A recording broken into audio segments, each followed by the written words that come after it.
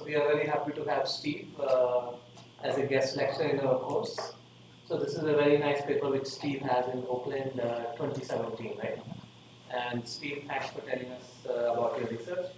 Steve will also be, he's a PhD student right now in Scilab, and he will also be graduating soon and looking for teaching positions. That's correct. All right. Thank you very much for the intro, people. So, as you said, my name is Steve Matsumoto, and today I will be presenting my paper IKP, which is a system that aims to improve the TLS PKI by realigning incentives through the use of smart contracts. Now, I know that there's a lot of words in there that you may not understand, but that's okay. We're going to try to cover that over the course of this lecture. And I want to say that this work was published at, again, as Vipul said, in IEEE Security and Privacy, or Oakland, in 2017, in collaboration with Raphael Reischuk, who was at ETH Zurich with me and is now at Zurich Engineering. All right, so before I get started, I just want to go over a quick set of guidelines. Please put away and or turn off all electronic devices, if that's okay. It's just a little bit distracting. Sometimes, sorry about that. I'm not sure why my computer has been acting up lately, but sometimes the fonts don't seem to show up. So let me just try this again, just to make sure that this works. There we go. So if you have questions or comments, I want this lecture to be more of a discussion than a traditional style lecture. So if you have any questions or comments at any time, just raise your hand. I may not stop immediately, but I will do my best to answer your question as soon as possible. Alternately, you can write down your questions on this sheet of paper. If you don't feel comfortable asking directly during the break, you can get one of these sheets of paper, write your question on it, and drop it in the box. And then after the break, I will attempt to take all of these and answer them if we have time. Okay? So I want you all to feel very comfortable. I know this is not always easy material, so just feel free to ask questions if you're missing any sort of relevant background. Okay? So generally we try to keep it as interactive as possible. Yes. So I always encourage students to ask questions as we go along rather than waiting to that. Fantastic, yes. And this lecture is organized into a series of chunks, and every chunk is necessary for understanding the chunks that come after it, so it would be good if there's something that you don't understand to try to say that as soon as you can. Okay? And for feedback, I have passed out some feedback forms. Filling them out is optional, but it's really I really appreciate getting feedback from you about what works in my lectures and what doesn't. And when you're done, please place the feedback forms face down by this box. Just put them on that because these tables are a little small. Just put them on the chair next to it. Okay? Do you have any questions before we start? Okay, fantastic. All right, so first, I want to try to orient where this paper sits in the context of the class. All right, so you know this course is all about cryptocurrencies, right? And if the schedule is correct, then I think that most of the papers, or all of the papers that you've seen up to this point, cover Bitcoin, right? And within Bitcoin in particular, you've seen two topics, one of them being game theory with papers like the selfish mining paper and the ghost paper. You've also seen some papers on privacy, so those would be the zero coin and zero cash papers. And what I want to do today is introduce you to a new cryptocurrency called Ethereum. And specifically within you can see that this, the bubble of Ethereum intersects with that of game theory. And I want to introduce one more topic to you, which is my area of specialty, that is PKIs, or public key infrastructures. And it's in the intersection of those three areas where IKP stands. All right?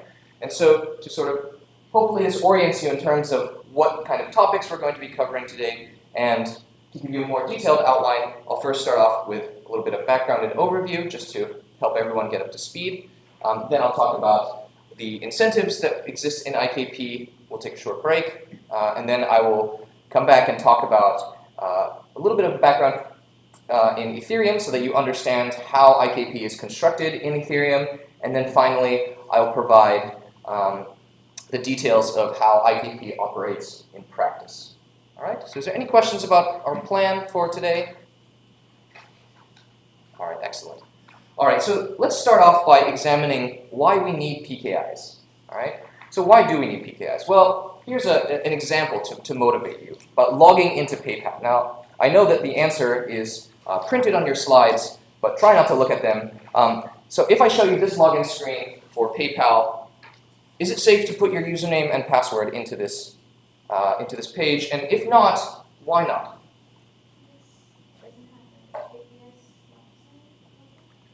Yeah, so it doesn't have the HTTPS lock sign, as you can see. That's replaced by this little I symbol, which is what Google Chrome usually displays when you're connecting to a normal HTTP site. Any other comments? All right. It's so weird that PayPal would even present such a thing, and so it's wonder if it's really PayPal doing that. Yeah, so PayPal, as you know, handles huge volumes of transactions per day. They're all high-value monetary transactions. And it seems weird that PayPal would present you a login screen that's unencrypted over HTTP, right? And why is that? Well, probably most of you are familiar with this, so if anything is unclear, please ask, but I'll try to breeze through this a little bit quickly. So imagine that you have your client that wants to talk to PayPal. Now, if you're connecting over HTTP and you input your data, input your credentials into this login form and send it, the client is going to simply send a unencrypted HTTP request, which includes the username and password. All right? Yes. Couldn't it be the case that even though the form itself is not encrypted, the data will be encrypted upon sending? That is possible. Largely, that used to be the case. So probably about 10 years ago, that was the case, that sometimes the page itself would be unencrypted, but the form would send its credentials over an encrypted connection. That's correct. Nowadays, it's not so much the case, and this is a little bit of a contrived example because, as you know, now almost all the sites that we know of that people use on a regular basis are entirely encrypted by HTTP. But you're right in that sometimes it is possible that the client will send encrypted data even though the page itself is unencrypted. But let's assume for the moment that the page, everything is unencrypted. Then when the client sends its login credentials to PayPal, right, it's going to be completely unencrypted. So that means that if, for example, there were an adversary in between the client and PayPal, then the adversary could actually access all of the contents of what the client is sending. And that breaks the cryptographic property that we call confidentiality, right? So that's if two parties are communicating, then no third party can learn anything about the contents of the communication between those two parties. In this case, we've broken confidentiality because there is no encryption. There's another possible thing that can go wrong, which is that if, let's suppose that the client does manage to log in safely to its PayPal account, and then it wants to withdraw some money from its bank account into its PayPal account, or vice versa. So it's going to send another HTTP request, and within that HTTP request will be some parameters about the transaction that the client wants to execute. And one of those is a dollar amount. So for example, $100. Well, if this is completely unencrypted, then an attacker can intercept that message and modify it, and maybe say $100,000 rather than 100, and the client will be in for a nasty surprise. And this breaks the property that we call integrity, right? That is, if the client sends something to PayPal, and PayPal receives that and decrypts it correctly, or receives that correctly, then nothing in that should be the message that the client actually sent, right? And because we don't have any protection against integrity without encryption, then we essentially we've broken this property of integrity by not having HTTP. Is that all clear? Is there any questions about that? All right. So now let me present to you another example. So how about in this case? Is this page safe to log in? Now you see, I'm sorry, what was your name? Priyanka. As Priyanka pointed out, now there's a green lock up here, and it says PayPal Inc. And this, this is an HTTPS request. Now, is this safe to log into or not? Same issue that I just mentioned, right? The form that actually this affects to may be unencrypted. So you're right that the form may be unencrypted. So that, again, was true about 10 years ago, that the form may be unencrypted. Nowadays, the behavior of Chrome is slightly improved to handle that possibility. And so, for example, this logo that we see here on the address bar is only displayed if all of the sources in the page are actually encrypted. So they sometimes have a lock, which is red, and then a kind of a slash, a strike through with the organization name. And that indicates that the page itself is served over HTTPS, but there are some elements on the page that are not authenticated. But besides that point, does this look safe to input your credentials into? It looks fine, and in fact it is. So now if the client wants to send a request to PayPal and its login credentials, all that anyone else, so the client is going to establish a shared secret key with PayPal, and when it sends its information, that is encrypted. And so an adversary who intercepts this message can't really tell anything about what's in it, assuming that the encryption is done with a secure encryption scheme. The adversary can't read what's in the message and also can't change it without PayPal decrypting it and having an error and realizing that something is amiss. Okay? So this is how HTTPS works. This is why we want to use HTTPS wherever possible. All right? And Google Chrome, for example, and a lot of other websites, so Google and Mozilla being the two main ones, have made a big push to try to encrypt as much of the internet as we can in order to prevent these types of attacks. We've seen with, for example, the mass surveillance revelations that there is a great deal of scraping any kind of traffic that comes in and trying to mine it for data. And so this at least makes that task a little bit more difficult. Now, if we just talk about HTTPS, well, one question you may have is how does this shared key actually get established, right? And HTTPS actually relies on transport layer security, or TLS, for encryption. And again, you may be familiar with TLS, but just to refresh your memory, it consists of two protocols. The first is a handshake protocol, which allows two parties to actually establish that secret key that we saw earlier. And then there's the record protocol, which handles the encryption of these transport layer messages, and that's sent over TCP. Okay? So, again, you already saw an example of the record protocol in action, and that's exactly how HTTPS works. But how does the handshake protocol work? So, again, as a refresher, the handshake protocol takes place between a client and, for example, PayPal. And what happens in this case is the client first sends a message to PayPal, which is called the client hello. And effectively that says, hi PayPal, I'd like to establish a shared key that we can use for our future communications. And here is a set of ciphers that I support. So it will basically say, here are the encryption languages that we can speak when we establish a shared key. And PayPal will respond with a server hello message, which says, okay, let's use this specific cipher. So the server gets to pick which cipher it uses. Then it will send a certificate which says, this is my public key, right? So in order to, if you're familiar with public key cryptography, in order to set up the shared key, often we use public key cryptography because it's unlikely that the client and PayPal have ever met in person to exchange a secret key. So we use public key cryptography to set up this shared secret key. And then the server sends a message that's called server hello done, which says, look, that's all the information you need from me. You should be able to establish a shared key between us with that information. Okay?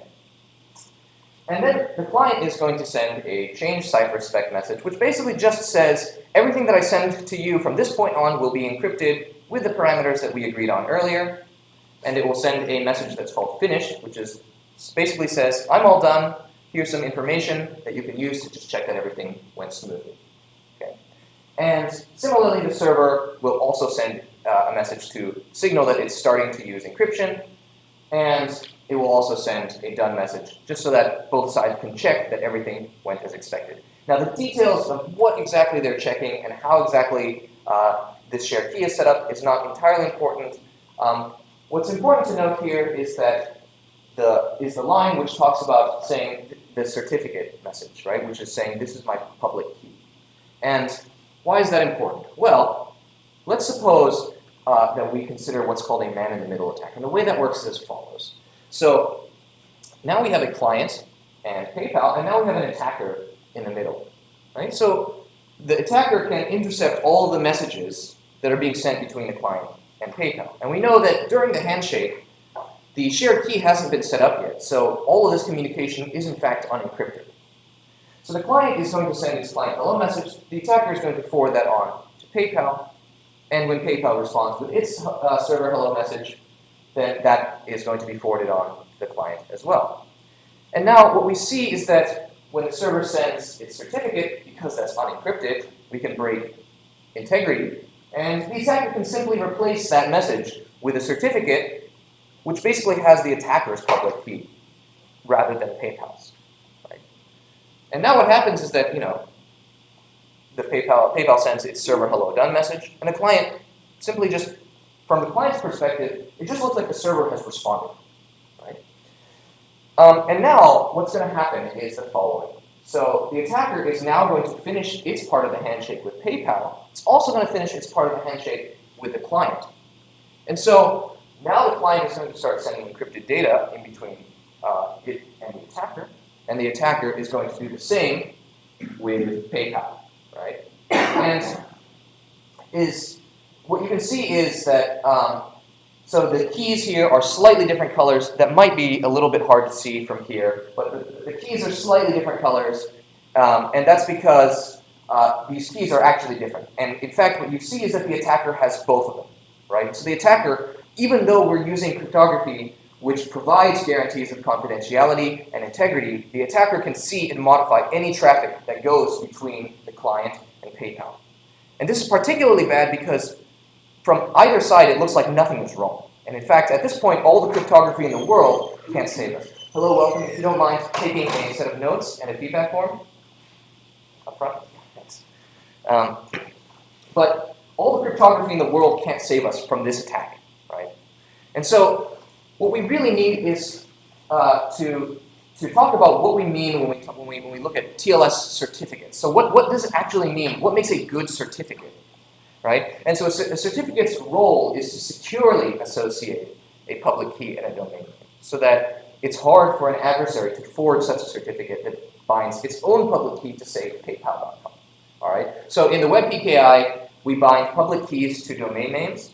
And the way that this works is that we have what's called a certificate authority, or a CA, which checks, for example, PayPal's public key on behalf of all of us, and creates a digital signature on a certificate that says, I've checked PayPal's public key, and this is what it is. All right?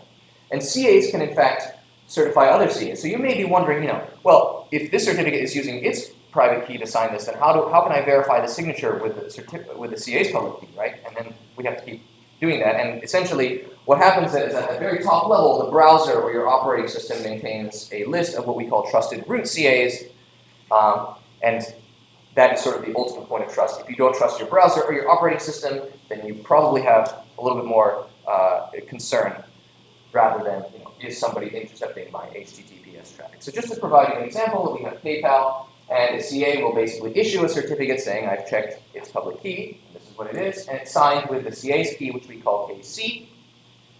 Then we have, let's say, a root CA, which says, I've checked this CA's public key, and that's KC, and it's signed with its root key, KR. And at the top, we have the browser or the operating system, which says, yes, this is a root CA that I trust, and here is its public key. So is that all clear? Is there any questions about how this works? And we call this a chain of certificates, right? When we have a set of entities that certify one another all the way down to a desired target, we call this a chain of certificates, all right? And this structure of chaining certificates together and using that for authenticating someone's identity is what we call a PKI, all right? And so now let's take a look. Is this enough? Is what I just described enough to have completely secure communication between a client and a server? Well, let me now present you with two login screens. What would you say? Are both of these secure? Are both of these insecure? Is one secure and one not? What do you think?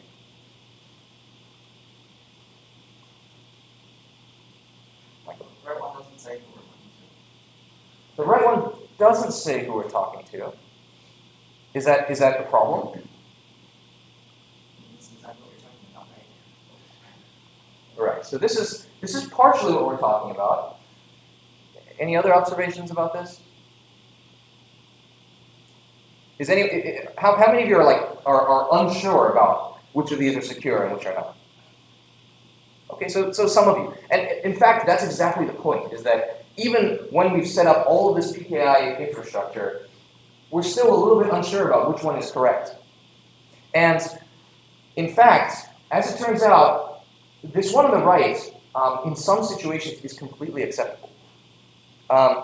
So in both of these cases, we have a completely valid certificate chain to a root CA that the browser or operating system trusts.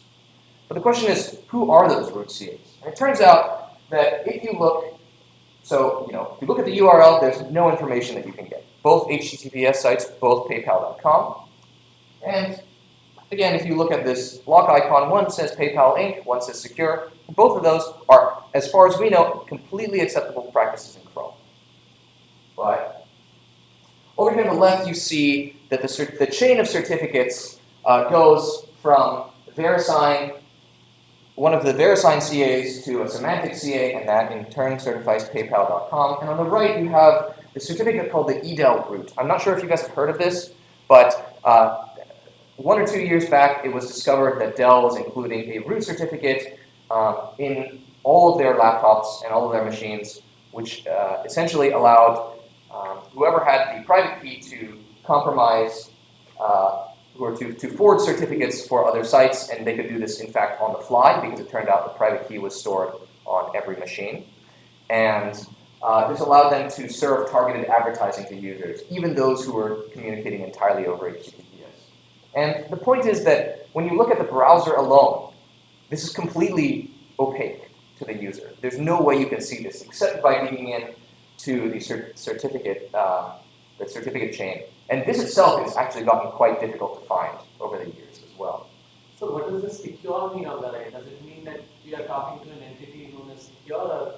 So there are actually multiple levels of TLS certificates. And I don't want to get too much into the details of this until later because it kind of muddles, it can be a little confusing. But essentially there are 3 levels of certificates. So when I said that, the CA checks PayPal's public key and then signs a certificate that says, this is what PayPal's public key is, one way that they can do so is by simply saying, okay, look, we're going to send an email to PayPal at this, specific address like administrator@paypal.com, and that's going to contain a link that, with the credentials that they can use to upload their certificate, for example, right? They may say, whoever owns PayPal presumably also controls the DNS records, and so they have to place a certain DNS record in that says that we can find automatically that says, I've authorized you to do this, right? So there's a variety of ways that the CA can ask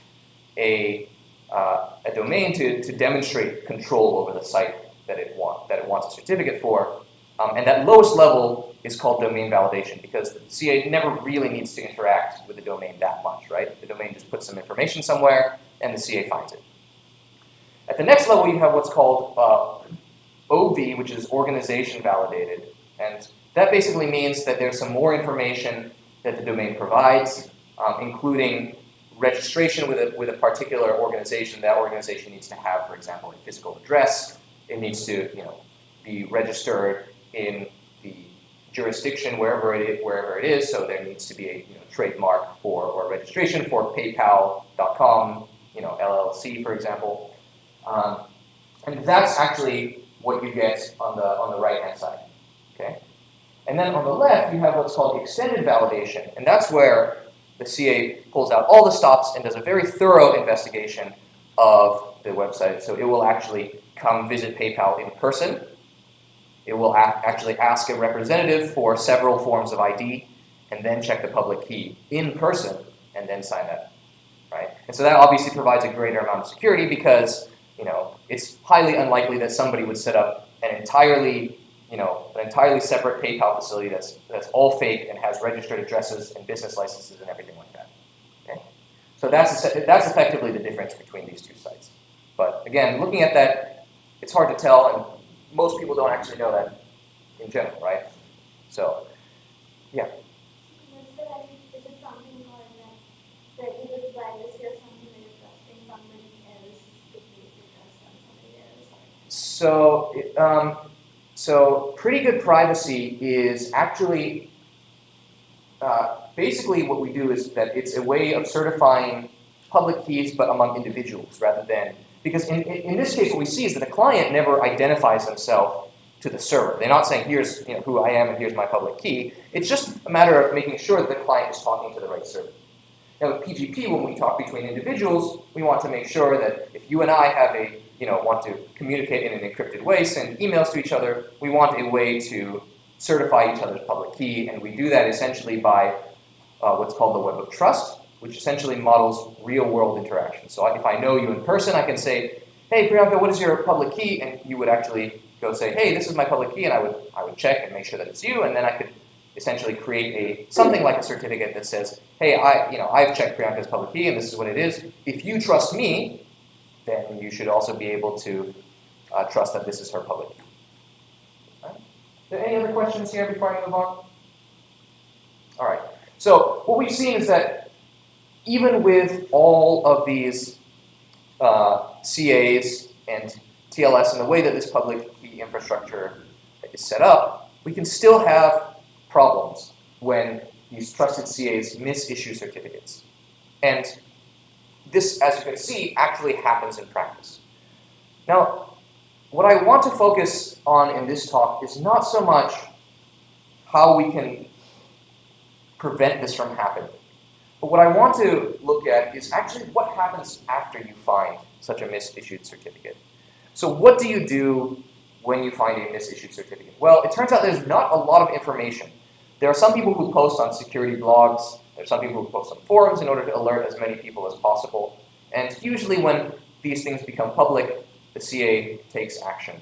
But as a good citizen, you yourself can also try to contribute towards the security of SSL. And for example, one of the biggest CAs called Komodo actually has a page which I suspect that most people in the world have not read. But it effectively says, if you find abuse that relates to a certificate that was issued by us, please email us at this address. And it has a few other details on what sort of information you provide, but it's not actually that much. And it's very unlikely that anybody is going to do this because, first of all, it's difficult to find. Most people don't know that this page exists. And most people are not going to take the time to actually say there is a problem.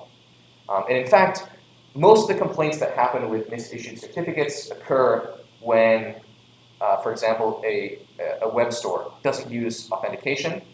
Someone transmits their credit card details over unencrypted, and then they get scared that an attacker may have made an unauthorized transaction using these credentials. Right? So essentially, that is the sort of main use case for when people actually care about SSL abuse in general. But what we can see is that reporting these misissued certificates, the main idea is that that process is time-intensive, it's labor-intensive, and people don't really want to do it. And so one question that we can ask is how can we automatically handle and incentivize these reports of misissued certificates? In other words, how can we encourage people to actually report these certificates when they find them? Right? And there's a lot of sub-questions in regards to that. Right? So for example, how do we even tell that a certificate is misissued? Because as we saw, it can be difficult. Right? Another problem is, well, even if we discover that there has been a misissued certificate, what do we do with the CA? Right? Now, what I want to show you is actually a summary of a bunch of CA incidents that have happened in the past few years.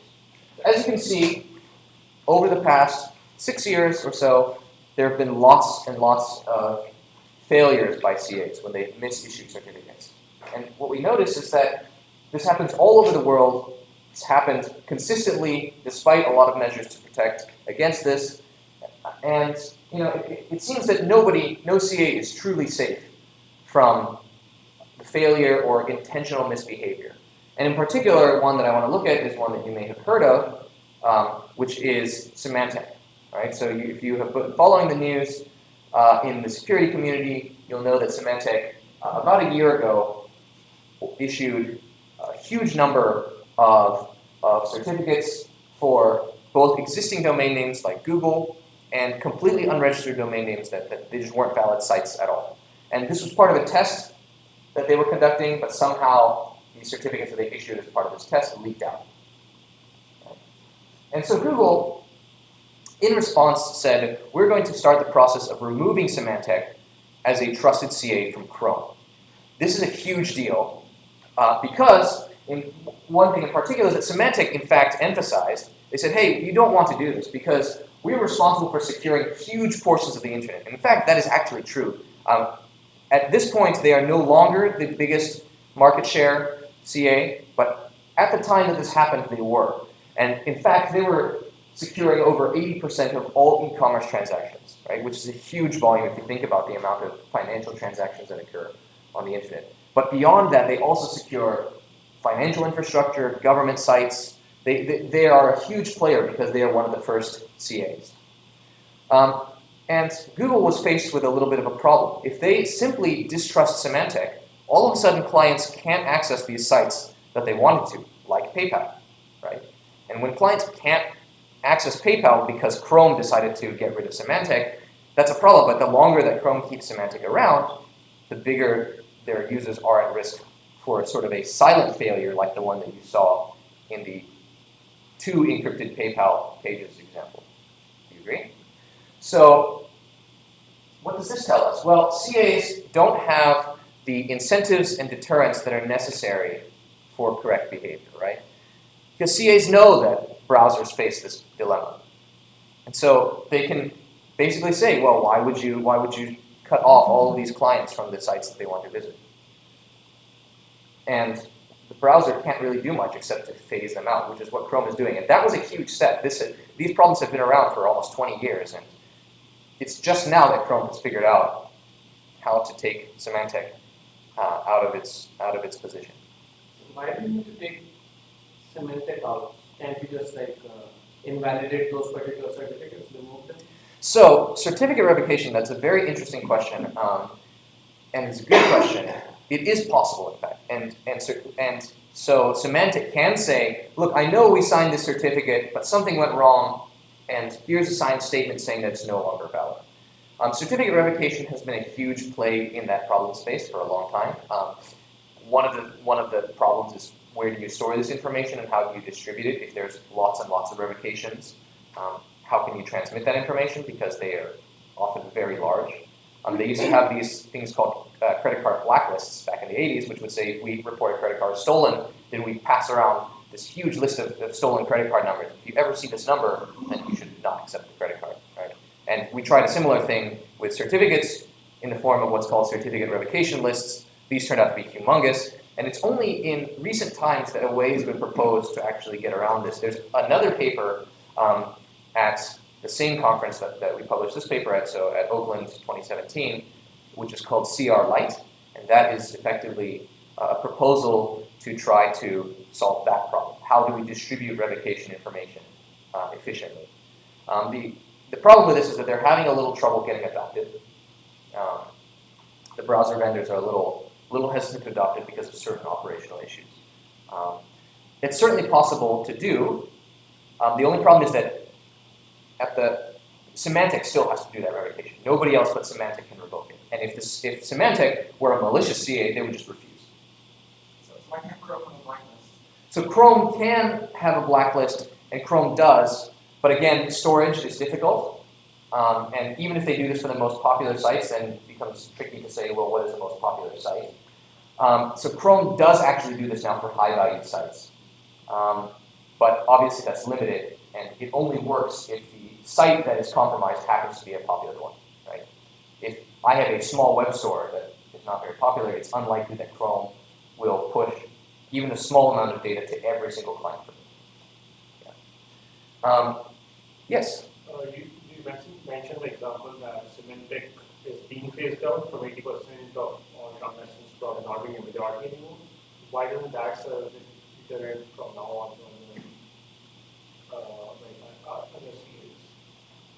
So, right. So your question is, Symantec is being phased out, and why isn't that an example to other CAs? I think it is an example to other CAs that this is possible. But it's also something that I think the CAs know can't actually be done ad infinitum. And the reason for that is that we don't want to have a CA monopoly, because that would, in some ways, be just as bad, right? Even if the CA says, well, I have a very good track record, I've never misbehaved, it's actually very easy for a CA to misbehave. The infrastructure that holds their certificate issuance together is often pretty poor. So effectively, I mean, that's one problem. The other thing is that it's a lot of work, right?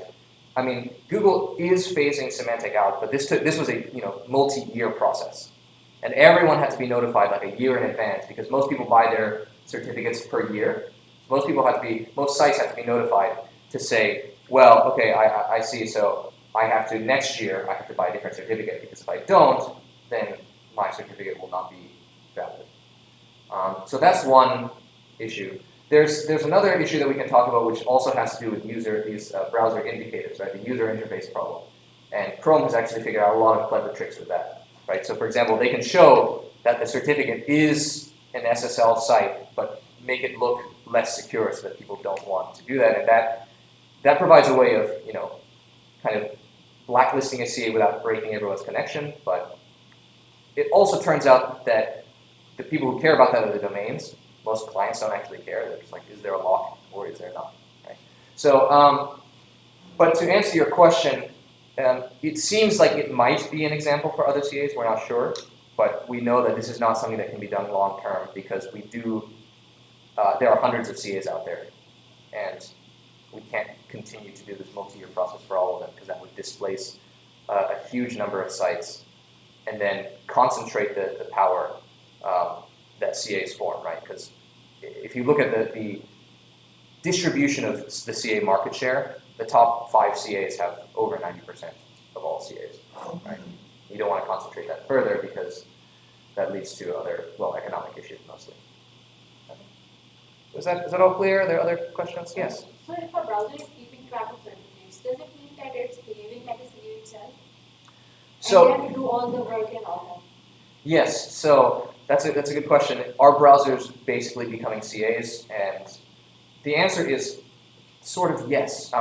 Chrome has actually, or Google has actually purchased root CAs, which is a little scary to think about because now we're putting even more eggs into our one basket with Google. But they have purchased a CA because they want to try to reform the CA ecosystem.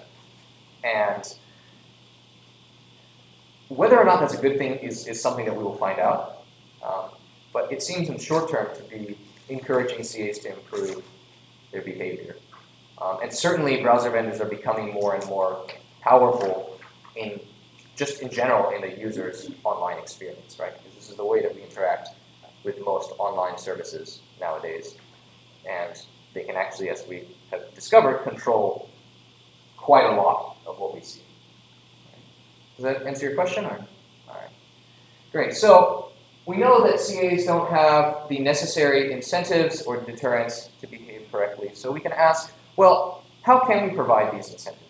And this question and the one that we looked at before, how do we incentivize and encourage the reporting of misissued certificates, forms the motivation for IKP. And IKP stands for Instant Karma PKI, with the idea that CAs get what's coming to them when they misbehave. And if you don't mind taking a set of notes and a feedback form, that would be excellent. And so in IKP, we have 4 main properties that I want to look at today. So the first is what we call auditability. And that means that all the information that's required to detect misbehavior is public. And the reason that we want this is that we want to encourage everybody to report misissued certificates. We don't want it to be limited to just a privileged few who have access to this information. So we want everything to be completely publicly auditable. We also want to have what's called automation. So we don't want to have users writing emails back and forth to some authority saying, I've discovered that the CA has been misbehaving, right? So we want reactions to CA misbehavior without any additional action from those who are reporting the certificates. We also want to provide incentives, as I said. And what I mean when I say we want to provide incentives is that we want to reward good CAs we want to reward good CAs, so those who issue certificates correctly, and we want to reward those who expose CA misbehavior. And we also want to provide deterrence, right? We're not focused entirely on preventing this outright, although in the paper we talk about some ways in which we can actually try to do that.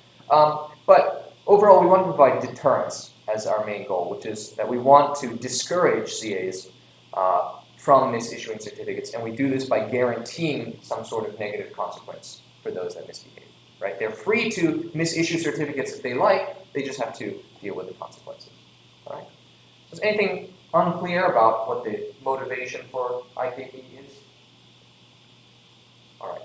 So now that we have a pretty good sense of what the problem space is, what we're trying to accomplish, and what the vision of IKP is, I'll spend a little bit of time telling you about the overview. So essentially how IKP works. All right? So again, we have our domain, we have our client, we have the CA. The CA is paid a fee for a certificate, right? The domain purchases a certificate from the CA. The CA sends back a certificate that's signed with its key. The domain now has a certificate, and the client can carry out the TLS handshake with that domain. And this is, as far as we see at this point, the standard TLS ecosystem. Now what we add is what we call the IKP authority, right? And the IKP authority is a trusted party for now, which handles all of the logistics and all the operations within IKP, okay? And the domain is going to send over to the authority what's called a domain certificate policy, or a DCP. And what this is simply a set of criteria specified by the domain that all of that domain certificates must meet. Right? So the domain is simply telling the IKP authority, here's what all of my certificates should look like. All right? Now, at the same time, the domain can also purchase from a CA, in addition to certificates, can purchase what's called a reaction policy, or an RP. That is effectively an insurance policy that it purchases from the CA against misbehavior. All right? And again, this is a paid service. The CA is going to receive some money, and it's also going to provide some money to the authority, so the authority has enough funds to provide payment in case there is misbehavior. And what I mean by that will be clear in a moment.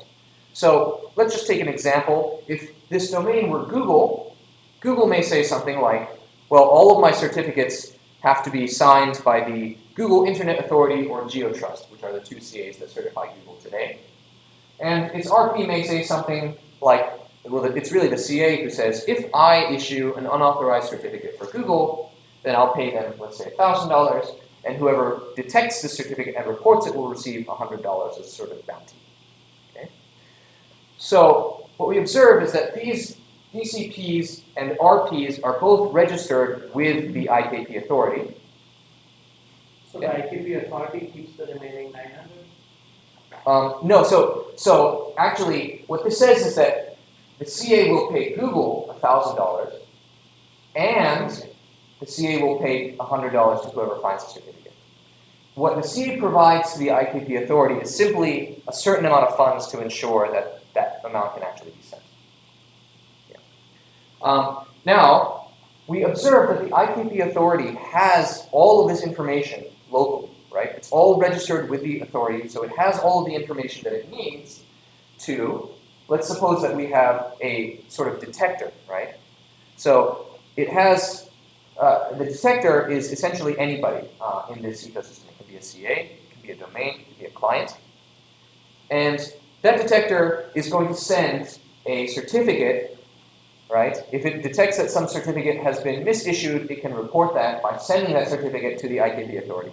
What we observe now is that this IKP authority has a DCP which says, here's what certificates are supposed to look like, an RP which says, here is what happens if this certificate is indeed misissued, right? And it has the certificate itself. So it has all of the information that it needs locally to check for misbehavior, and it can automate this process. And we'll talk about how we automate this process a little bit later, but we observe that this authority can actually use all of the just local information to detect misbehavior. And what happens if it does? Well, it will send the payouts that are specified in the RP. So we'll send $1,000 to Google and $100 to the detector. Is any part of this unclear about how this process works at a high level? Okay, so this is kind of the overview of IKP. Now that we've seen the sort of broad idea of how IKP works, we're now going to take a look at incentives. Okay, so when I talk about the incentives that exist in IKP, what exactly do I mean? All right. Well, first, before we talk about incentives, we first need to talk about what our adversary model is, right? Any good cryptography paper, we need to have a sense of what exactly we're trying to defend against. So what are we providing incentives for? All right. Then I'll talk about policies and payoffs in IKP. So I will talk a little bit about the details of how DCPs and RPs work and why they are designed in the way that they are. And finally, I will talk about our analysis of these incentives and how we were able to show that we incentivize good behavior and deter bad behavior. Okay? So, the adversary model that we have, all right, our adversary's goals are twofold. One is to issue a rogue certificate and not get caught, right? And the other is to profit from IKP. Right? So it turns out that when we have money involved, there are really two goals that the adversary has, right? One is to actually break the security of the CA ecosystem, right? In other words, to issue a rogue certificate so that it can carry out man-in-the-middle attacks. But now that there's money flowing around in this ecosystem, the adversary also has this goal, which is to try to profit from this at the expense of others. Right? So those are the two goals that the adversary has. In order to accomplish this, its capabilities are that it can control one or more CAs. And what I mean by controlling a CA is that it has access to the private key of that CA, right? So it can sign arbitrary certificates for other domains. And it can also collude with a set number of other entities. And I'll show you in our analysis on incentives the ways in which we've discovered that a malicious CA may collude with other players in IKP. It does have some limitations, so it can't break cryptographic primitives, right? We assume it can't already break public key cryptography, the collision freeness or one-wayness of hash functions, and any of the cryptography that underlies blockchains and Ethereum specifically. We also assume that the adversary can't mount hash power-based attacks. These used to be called 51% attacks. Now they're called majority mining attacks. So this is, for example, something that you saw in selfish mining, right?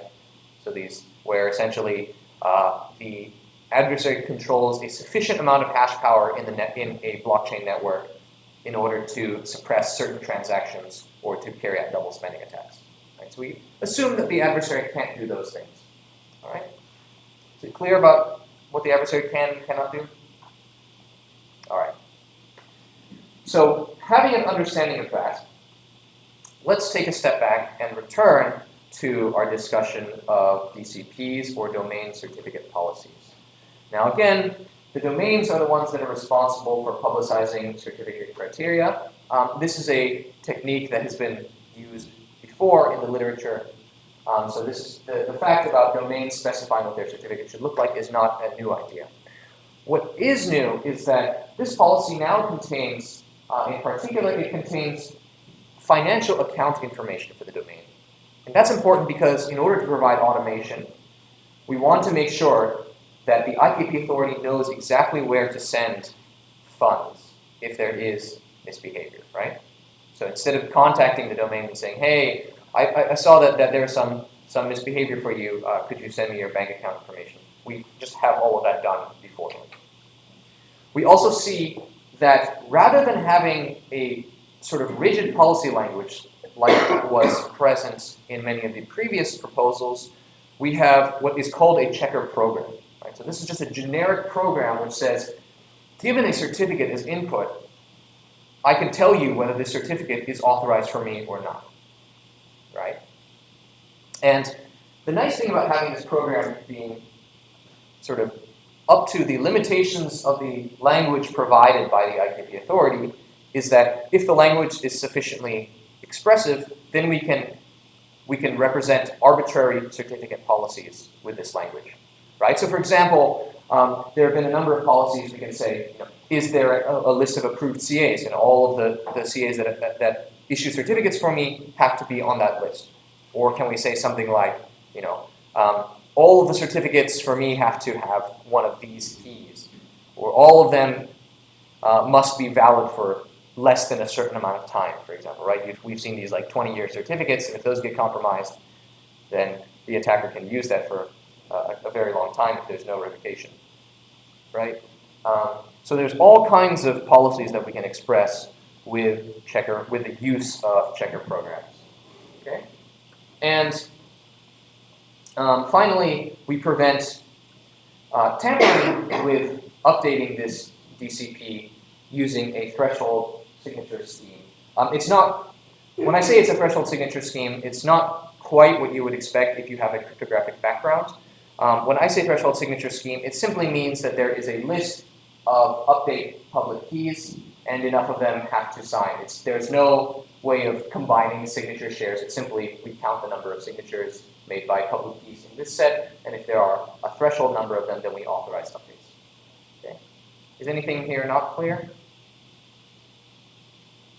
Yes? So it seems like a lot of this rests on the checker program being strong enough. You imagine one that just returns true all the time. Yes. So you're right that the security of DCPs does rest on the checker program being correctly written, and in particular, one aspect that we will visit when we talk about the Ethereum implementation is that we often can't trust domains to write good programs for themselves. And so the way that we propose to deal with this, as we'll see later, is to actually have a set of templates that they can use, and they're free to write their own if they want, and they are responsible for all of the risks that are incurred if they have a policy that is too weak or too strong. Essentially, we can provide a set of templates that most domains will find suitable. Are there any other questions before I move on? Okay. So now I will talk about... So the reason you choose Ethereum over Bitcoin is just because of the scripting language? It's not just because of the scripting language. And when I go over my overview of what Ethereum is like, I'll mention that there's one more aspect of it which is partially related to the scripting language. It's about smart contracts. It's essentially about having accounts that are not controlled by anybody, right? That's an important feature which Bitcoin does not offer. That was actually the main limitation of what made us switch. When we first started this project, we were looking to see, can we do this in Bitcoin? And you can kind of approximate this behavior in Bitcoin, but it's not very easy to do so. So now I'll talk a little bit about when I talked about updating DCPs. There's actually a little problem that comes with updating DCPs in general, which is that when I talk about registering this DCP, how do I know that, if I just go to the IKP authority and say, hi, I'm google.com, I would like to register this policy. How does that authority know that I'm actually a representative of google.com?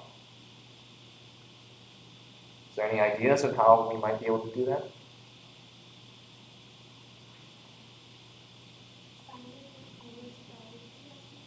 Well, so we could sign it with Google's private key, but then how does the authority know that the public key is correct?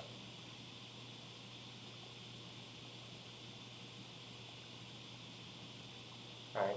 So you see there's a little problem here, which is that we could try to rely on the existing infrastructure, right, the existing CA infrastructure, but then we basically kind of shot ourselves in the foot, right? We say, oh, well, the TLS infrastructure is insecure, but let's use that to allow Google to certify itself to the IKP authority, right?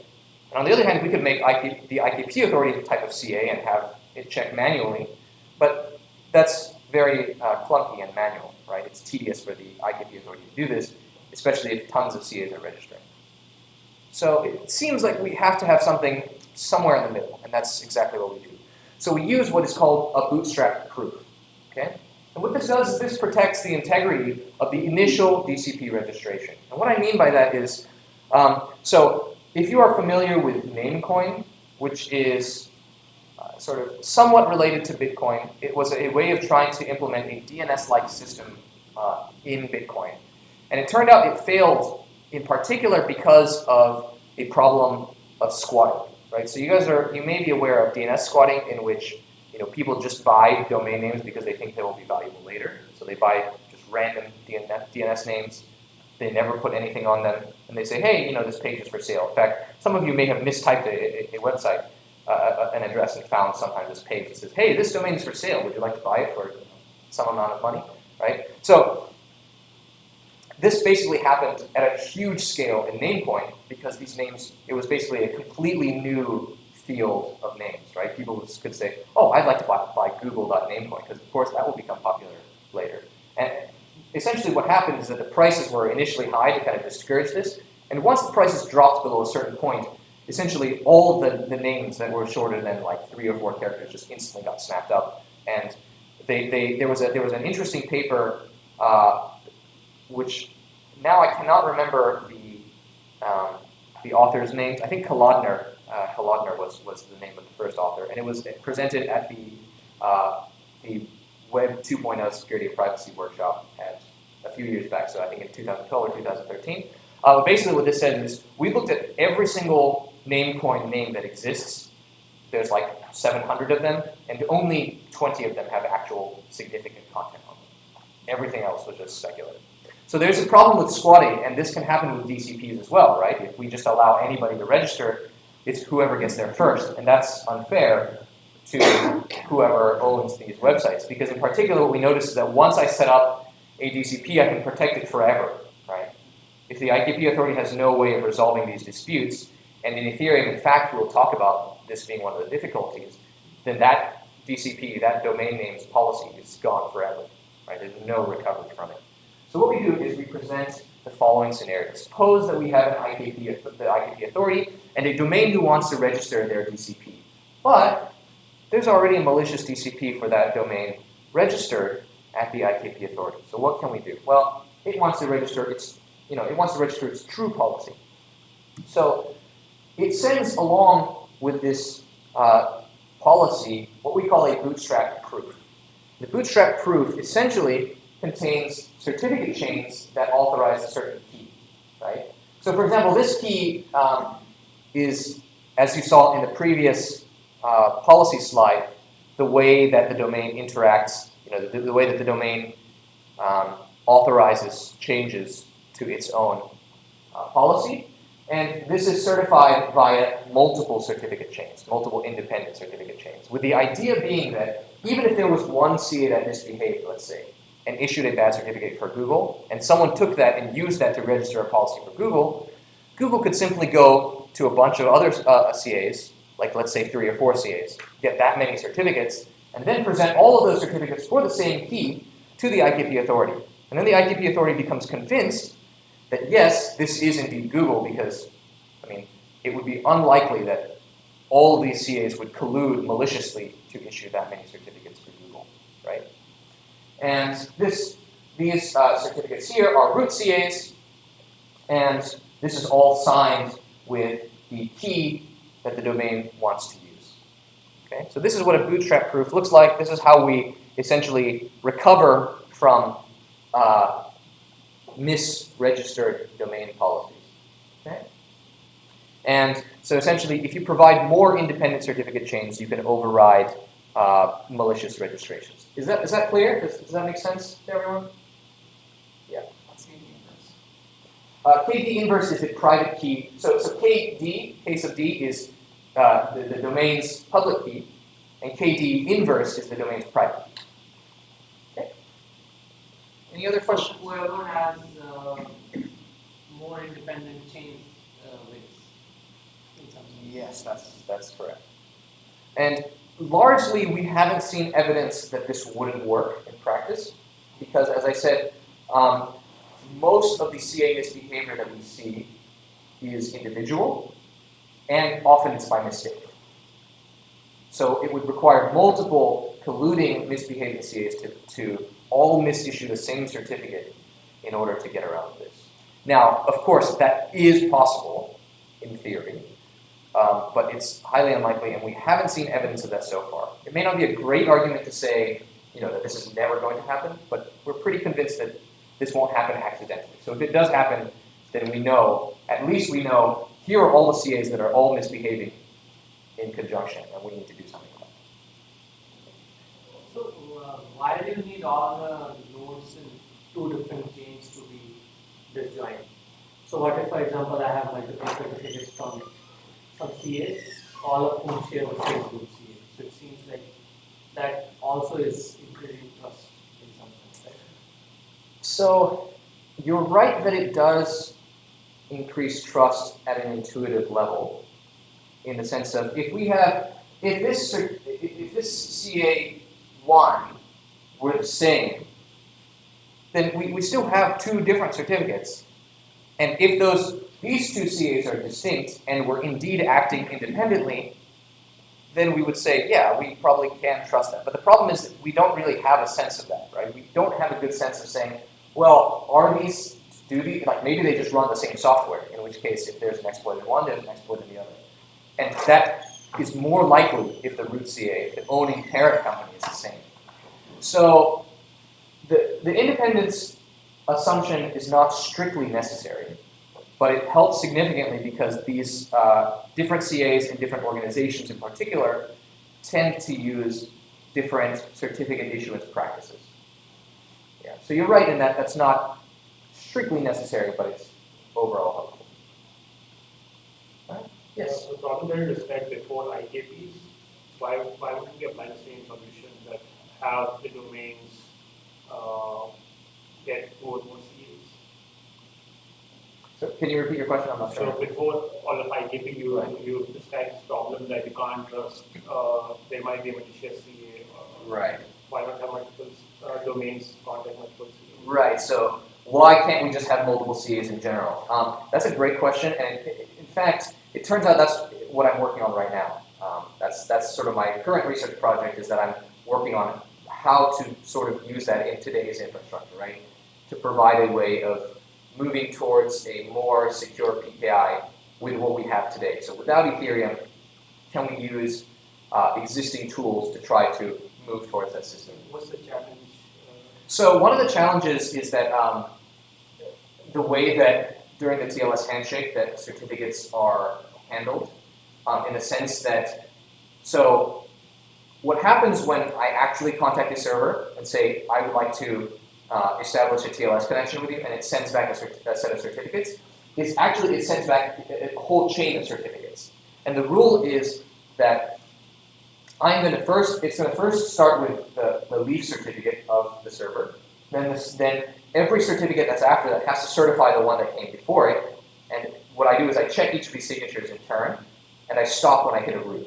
So changing to use multiple CAs would actually require modifying TLS. And that's something that's a little difficult to do. So also there's a cost issue, right? So here you need to go to many different CAs and get many chains of certificates only in case there's a dispute. Yes, Right? that's and correct. the fact that there's a dispute is public because all this is happening over Ethereum. Whereas if you don't have a mechanism like a blockchain or Ethereum, then it seems kind of cumbersome that every party, regardless of whether there's a dispute or not, should go to like 5 different CAs and then Does the cost grow with the number of CAs that are willing to sign for me, or does it grow with every time? So you need to pay every CA. Right. So even in this scenario, I'm having to pay that many CAs. So only if you need to pay only if there's a dispute. Only if there's a party which is claiming another key. So you need to get more certificates compared to There that. was never a dispute, and I wouldn't pay for the 5 CAs that are. Yeah, then I guess one is good enough. Right, exactly. So the idea here is that for most of the domains, we can just use one certificate, right? For all of the domains that get there first and that are truly the real CA, truly the real domain, they're fine. For everyone that comes afterwards, this is probably going to be limited to the types of names that would get squatted. Those tend to be things, domains like Google and Facebook. And I mean, let's be honest, it's not like they have any shortage of cash to go and get one more CA for a couple $100, right? So that's a little bit different, but you're right in that if you are limited on cash and this happens to you, then you do have to. That is a little bit difficult, but that's probably unlikely in practice. Okay. All right, so any other questions? All right, so, right. Let's see. So, good. So, reaction policies. Now we've covered what DCPs look like, and now I'll talk about reaction policies. Again, these are purchased from CAs, and they're independent of certificates. Right? These are not certificates. That was often a point of confusion, so I just want to make that clear. These are not certificates. They're basically an insurance policy that's purchased separately from CAs, and they cover one instance of CA misbehavior. And there is a reason that they only cover a single instance of CA misbehavior, and that is because this involves financial transactions, and we need to make sure that the funds are actually available. So suppose that that there was this one reaction policy, and it gets triggered like 1,000 times in a year. And it would be unrealistic to require CAs to actually set aside enough money to cover 1,000 instances of misbehavior, right? And so we only require them to cover a single instance of misbehavior and to only make the funds available to cover a single instance of misbehavior. And there are actually 3 different payouts that we have. So we have another thing, we basically have a reaction program, right? We have a reaction program similar to the checker program, and that's just to provide generality, like there may be other payouts that we can have in the future, but for now, there are really 3 different payouts that we're looking at. So the first is what we call the affected domain payout, right? So that is the actual victim of the unauthorized certificate. If a CA issues a bad certificate for PayPal.com, then PayPal.com receives the affected domain payout. There's also what's called a termination payout. And the idea of that is, if I have a CA that misissues a certificate for another domain, I'm not directly affected, except that I've kind of lost trust in my own CA, right? And it seems unfair that I would have to continue trusting in this CA when I don't know if I do indeed trust that CA anymore. And so what this provides is that the termination payout allows me to break my contract early and get some money out of that in order to go look for a new CA. And finally, there is the detector payout, which is paid to whoever finds unauthorized certificates, and that's a sort of a bounty for finding unauthorized certificates. That's set by the domain and not by anybody else. Okay? So other reactions are possible. Who does the termination payout go to? So the termination payout, as I'll explain that in a second, it's split between the domain and the CA. Right? And I want to point out that this policy is not unilaterally determined by the domain, in the sense of the domain doesn't just get to say, I'm paying you some money, and this is what policy is, right? Like any insurance policy, it's agreed on between the domain and the CA, right? Any questions about this? Okay, so in order to go into a little bit more detail and to answer people's question, so there's the effective domain payout. Again, that's if the CA issues an unauthorized certificate for you. There's a termination payout, which is split between the domain and the CA based on the remaining lifetime of that policy, right? With the caveat that the domain receives at least a minimum amount, right? So the amount that the domain receives is simply scaled by the fraction of the lifetime that is remaining in the policy minus the minimum amount that the domain receives, okay? And the detection payout, again, is paid to whoever successfully reports an unauthorized certificate, and that also has a minimum amount associated, which we call N. Okay? So we will revisit these values in just a moment, but I will sort of mention how exactly these RPs are triggered. So again, there are 3 ways. There are sort of 3 ways in which reaction policy can be triggered. The first one is what we call the normal trigger. That is, if a CA has misbehaved for the one holding the RP, then the domain receives the affected domain payout and the termination payout automatically because, again, once a RP has covered one instance of misbehavior, right, it's no longer valid and it gets destroyed, so it is terminated at that point. And the detector receives its detection payout. If a CA has misbehaved for a different domain, then the domain can receive a termination payout. And if the RP just expires with no misbehavior, then the funds are returned to the CA. Okay?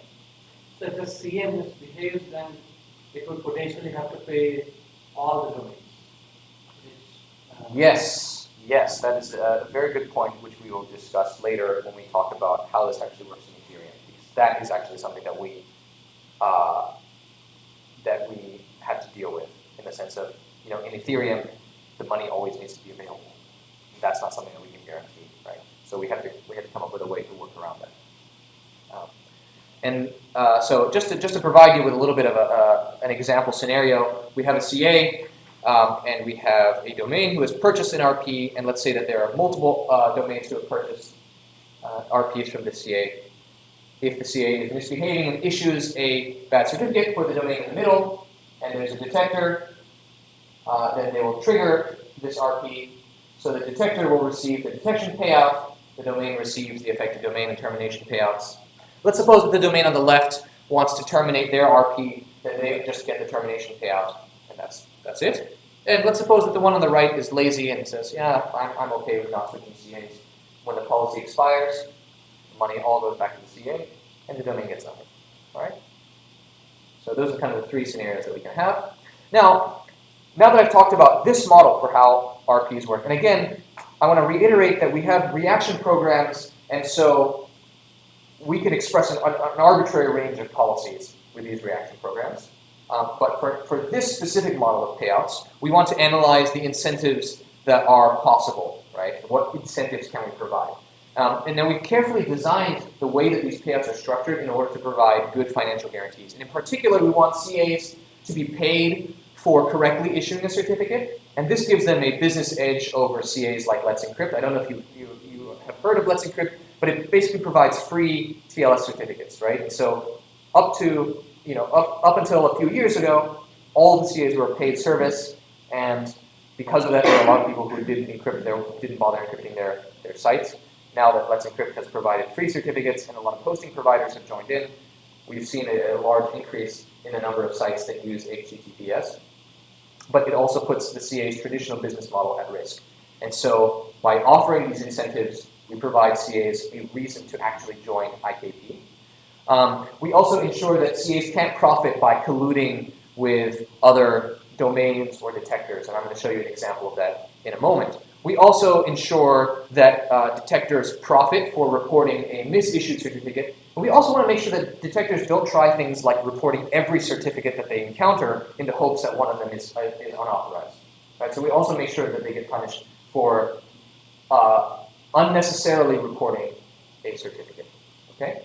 So, when we were looking at these incentives, we discovered this attack which we call the external collusion attack. And that works as follows. So suppose that a CA has issued an RP to a domain, and we have a malicious CA who's outside of IKP, which means that it has no financial incentives, right? It's not part of IKP, it operates as it does today, and so it issues a bad certificate for the domain. Well, this domain has an RP which ensures it against CA misbehavior, right? But what is it, what happens to this domain? Well, it wouldn't make sense if the domain received all of that money, because this CA has done nothing wrong and is now paying for this domain. And in fact, this domain could itself be malicious and colluding with the CA, right? In which case, then it just says, hey, issue this bad certificate for me, and I'll get some money out of it, and you lose nothing. Right? And in fact, the detector can also collude and say, hey, I'll just report this certificate and I'll get the detection payout. And again, this external CA loses nothing. Right? Okay, we are just to take a side note, I will say that we have the existing methods of dealing with misbehaving CAs. Right? This is public, and so Chrome may say we're distrusting the CA, but the point is that we can still profit from the IKP system. So how can we actually deal with this? Well, it turns out that in order to deal with this, we actually need to change the payout slightly. And so in this instance, if a domain has misbehavior from an external CA, it doesn't actually get this payout, the affected domain payout, and the detector just gets the reporting feedback. All right? This prevents any sort of profit from being extracted from the system. And again, this is this can provide a little bit of concern because it means that that the domain doesn't get as much back as it hoped for, right? It's being put at risk of a man-in-the-middle attack, and it doesn't get compensated for that as much as it would hope. But it provides the domain with an incentive to actually be vigilant about its own certificates, because if it actually reports the misbehavior, then it actually can terminate its payout and get some money back, right? Whereas if it just let the RP expire, it gets nothing back. So it actually provides the domain an incentive to report its own certificates. Okay. So is that clear? All right. So what we did to analyze these incentives was we looked at all of the possible decisions that each party could make to behave or to misbehave or to register an IKP or to not to register an IKP, and we modeled this in a SMT solver to formally verify it. So we created a model in Daphne, which is SMT is a satisfiability modular theorem solver, which is one instance, one technique that's used in formal methods and model checking. And we essentially modeled this in Daphne, and we formally checked that with these two constraints, so there's just simply two constraints, which is if we look at the price paid for the RP, as long as that's in a specific bound, and as long as the detector payout is higher than the minimum amount, we can actually guarantee all of the properties that we just listed. Okay, and the details of that are in the paper if you want to take a closer look. But we were able to show that just two simple constraints which can be automatically checked are sufficient to guarantee the incentives that we want. Okay? All right, so now I want to summarize and say, how have we achieved auditability with what we have so far? Well, DCPs and RPs are publicly accessible. The IKP authority makes them publicly accessible. We have automation in that the IKP authority has all of the local information that it needs to carry out determining whether a certificate is misissued or not. We also have incentives, as we've shown. We have profits for correct issuance and for reporting misissued certificates, and we have deterred the misissuance of certificates itself. Okay? So are there any questions for what we've covered up to this point? So what about a cheating domain? So let's say I'm a domain and I just want to make money out of this. So what I can do is I can get a certificate, then I could change my public key, and then I can go to a bunch of other CAs and get another certificate. Right. So I didn't cover that here. So there's actually, if we go back to the DCP slide, and we can do that during the break, I can show you that there is actually a DCP version number, and the reaction policies are also tied to a specific version of the DCP. And if I ever change that policy of how it is determined that a certificate is authorized or not, that increments the DCP's version number, right? And so what that means is that does invalidate all of the reaction policies that are present up to now, which means that the domain cannot cash in on those policies anymore. But it prevents the attack that you just described, which is that a domain registers a policy, gets some certificates for them, then changes its policies and attempts to use the existing certificates to trigger. About changing the public key. Changing the public key. So and then claim that this first CA issued a certificate for the wrong. Okay, I see. So your question is, really saying, if my domain policy says that I need to have one of these public keys, right? I get some certificates for those public keys, and then change my public key so that CA issues a new one, right? Yeah, or I get for the new public key, I get certificates from another CA. So and then claim that the first CA was fraudulent. Right. So essentially, that is up to how the checker program is written. But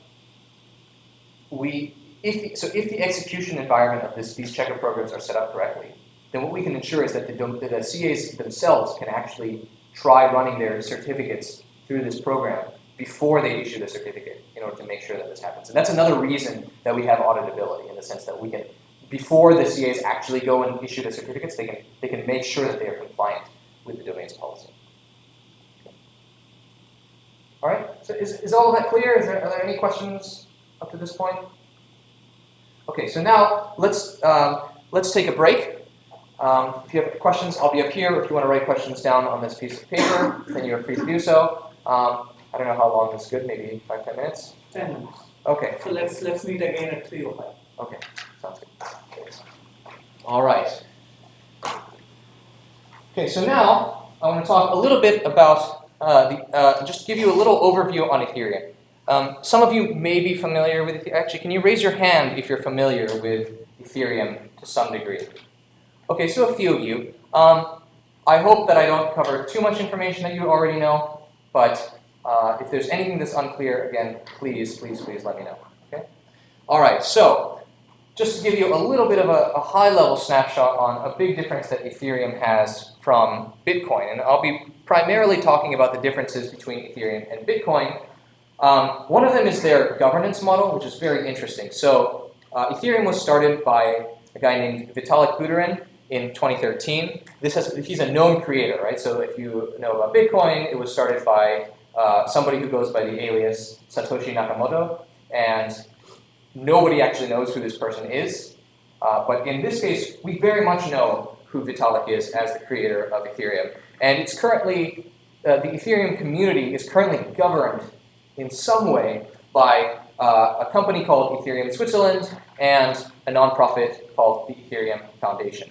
And so they developed the main client software that is used to access the Ethereum network, although other implementations exist. And they traditionally have shown the community, they sort of allow the community to vote on different changes that they propose by dedicating hash power to one version of a blockchain or the other. But that's another thing that's very unique about Ethereum, is that you may have seen these notions of the blockchain forking in your previous papers, and you may know the difference between soft forks and hard forks. If you don't, please ask.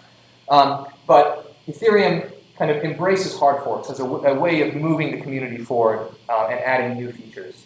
And so they have a planned roadmap of how the Ethereum ecosystem is going to change over the next few years. And they regularly do this. They let people know this hard fork is coming up. Please update your clients. And sometimes when there are controversial decisions, they will say, we've added this as a command line parameter that you can pass to your client software. If you want to enable this feature, please run it with this parameter, and then you will start to dedicate hash power for this new version of the blockchain, and thus allowing the community to vote on specific changes. And that has actually allowed them to adapt to new vulnerabilities, to add very cool new features without worrying about backwards compatibility like a lot of other blockchains do. Okay? But one of the motivations for Ethereum that we had, that started this all, was, well, there's a couple of them. One of them is the need for better trusted accounts. So I hinted at this a little bit earlier, but let's suppose that we want to create a bank for Bitcoin that lives on the blockchain. So essentially a bank who has a Bitcoin account, and we want to ensure that it can't just run off with our funds. Well, it turns out that there are ways that we can approximate this behavior, and we do that via threshold schemes. So Bitcoin, one of the nice things that Bitcoin offers is actually a way to use threshold signatures in a way that's built into the design of the language. And there is actually kind of a nice trick that you can use to say, if I own a bank account and I want to have control over it, but I want to ensure that I have, let's say 4 or 5 other trusted parties, and I want to make sure that I need at least one of them to help make this decision, to help move money out of my account, for example.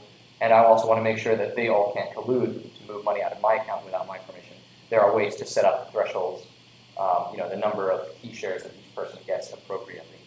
But that's the closest that we can get to having accounts that are not controlled by a single entity.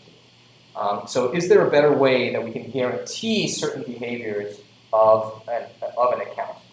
Another one is the need for better scripting. So if you may have seen a little bit of the Bitcoin scripting language, and you may know that it's purposely non-Turing complete. And the reason for that is that they sort of want to restrict the scripting language to prevent malicious parties from sending very complicated scripts that are expensive to execute or perhaps non-terminating, and thus basically mounting a denial of service attack on the entire network. And so because of this, the actual set of applications that one can develop in Bitcoin is fairly limited. Now, there's still some really, really cool applications that have been developed in Bitcoin. There's one called Katina, which I really recommend that you should check out. It is basically a way of preventing what's called non-equivocation, or preventing equivocation in Bitcoin. And so, for example, there is a set of public logs in a system called Certificate Transparency. It's a Google project to make sure that we publicize all certificates that are ever issued in the HTTPS ecosystem. But these logs basically have an append-only history, but they, like the blockchain, can fork, right? So there was a really cool application that talked about, that was built in Bitcoin, of essentially making that behavior as hard as forking the Bitcoin blockchain successfully. So cool thing to check out on the side. But for the most part, the applications that we can develop are fairly limited. So is there a way that we can safely remove this restriction? Okay? So one way we can accomplish that is by the use of smart contracts, right? So smart contracts are sometimes also called contract accounts or external accounts, and they are, in one hand, they are like any other account in Ethereum. They can send transactions and receive transactions. They have their own storage for funds. But they're associated with a set of code rather than, with a external actor, for example, right? And what this provides is an interface.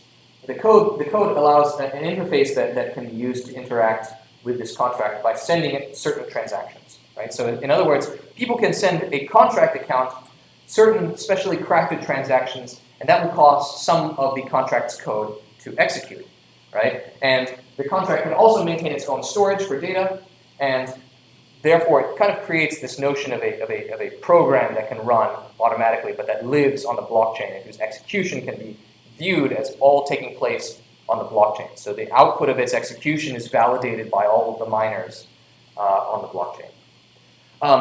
Another interesting thing about smart contracts is that we have higher level programming languages. If you've seen Bitcoin's language, it's fairly assembly-like, whereas Ethereum has that. It has an Ethereum virtual machine with its own set of bytecode, but we have higher level programming languages that compile down to it. So the most popular one is Solidity, which is very similar in syntax to JavaScript. Okay? So let me just provide you with a little example of smart contracts. So we have a blockchain, and within each block, as you may know, we have a nonce, which is created by the miners, and we have a set of transactions. Right? So each block is really just a set of transactions, and it may say, A is transferring to B, 10 Ether, which is the unit of currency in Ethereum, etc. But again, one of these accounts may be a contract account. So in this case, D may be a contract account, which has its own contract, which has its own code. And let's suppose that this is a bank-like contract, right? So every address in Ethereum, every account in Ethereum can be associated with a balance of how much has been deposited into this contract. And then it can say, if I'm going to send a certain amount of currency to a recipient, then I check to make sure that that sender has already deposited that amount, right? And if not, then I throw an error, but otherwise I transfer that amount back to the account, right? So it provides a sort of banking-like functionality, right? And this contract often can have names. So I call this one BitFranc for a number of reasons. Bitcoin was already taken, and I developed most of this work in Switzerland, where the currency is the Swiss franc. So I thought that would be kind of a cool name. And I have to tell people, well, I have to be a BitFranc, but it also provides for a nice pun that you can put in the talk, which is always something that I enjoy. So now I talked about the scripting language, as you saw, and that is a Turing-complete language, right? And so with Turing completeness, a transaction could be very expensive. It could take forever. It could never halt, right? So how do we deal with it, right? Because in Bitcoin, there's just a certain transaction fee that is paid. But without executing that transaction, we don't know whether it's going to run forever or not, right? So how can we mitigate these types of attacks that use sort of very expensive computation and to prevent attackers from doing that. And the way that we do that is to change transaction fees, but to change them so that they're priced based on the amount of computation that they affect. And the way that we do this is by what's called units of gas. So every operation in Ethereum, right, and this can be additions, this can be loading data, storing data, etc. All of that is priced in terms of units of gas, right?